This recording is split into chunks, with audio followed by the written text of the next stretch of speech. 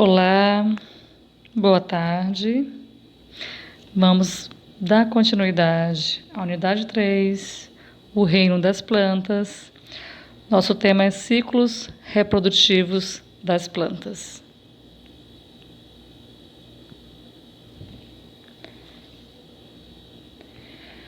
Reprodução das briófitas. No ciclo reprodutivo das briófitas, ocorrem duas fases distintas: a fase sexuada, onde são reproduzidos os gametas, e a fase assexuada, caracterizada pela produção dos esporos. Geralmente, as espécies de briófitas apresentam plantas de sexos separados.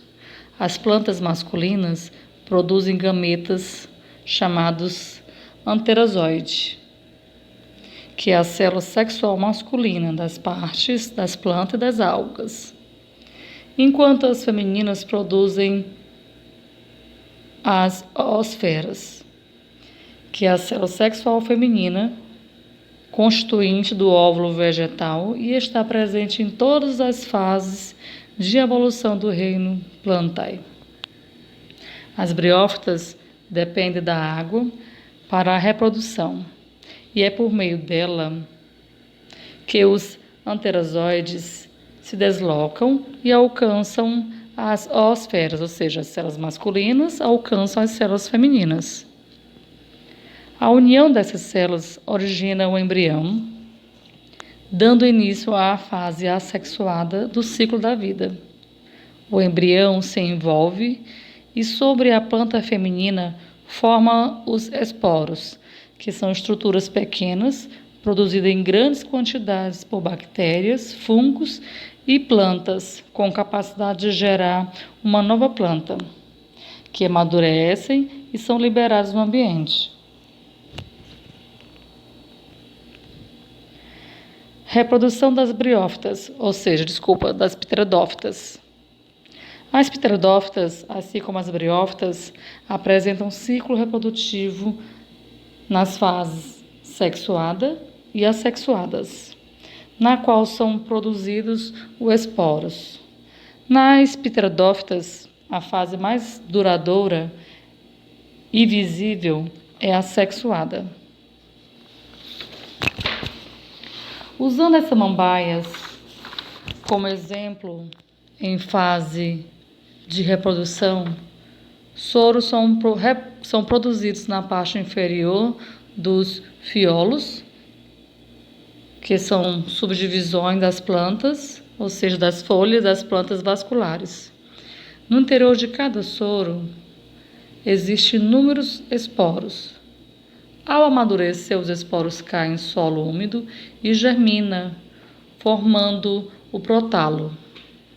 Assim inicia a fase sexuada do ciclo reprodutivo, a germinação. O prótalo produz os gametas masculinos e femininos. Para os gametas se encontrarem, o gameta masculino deve se deslocar através da água até o gameta feminino. Portanto, a reprodução das pteridófitas depende da água. Então, com a união dos gametas masculino e feminino, ocorre a formação do embrião. E esse embrião origina, ou seja, forma uma nova samambaia, uma nova planta.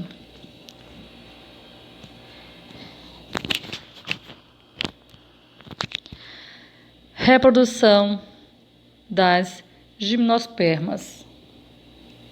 A espécie gimnospermas podem ter dois sexos separados, ou ser hermafroditas, ou seja, possui gametas masculinos e femininos na mesma planta.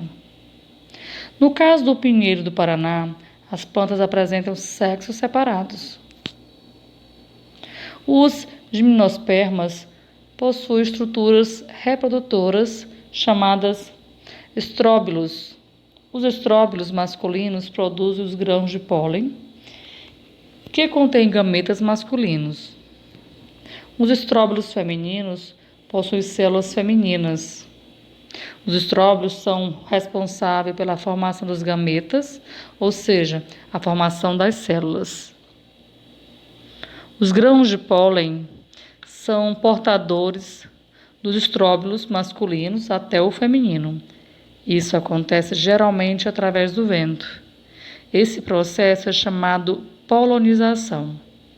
Ao entrar em contato com os estróbilos femininos, o grão do pólen origina o gameta masculino, que encontra o feminino. Assim ocorre a fecundação, que é independentemente da água.